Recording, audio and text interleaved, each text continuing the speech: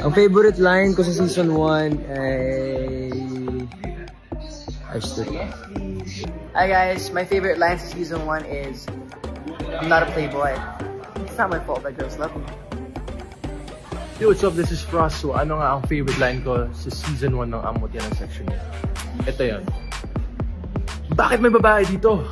Ano nga ba ang favorite line ko from season 1 as Ando Crew Like Mercado? Siyempre, Asimo J, Baktol, Manok, Manok, Manok.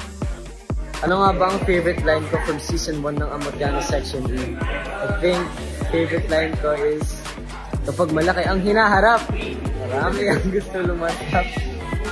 So, ang favorite line ko sa season 1 siguro ay yan yung favorite line ko. Lakas nun, no?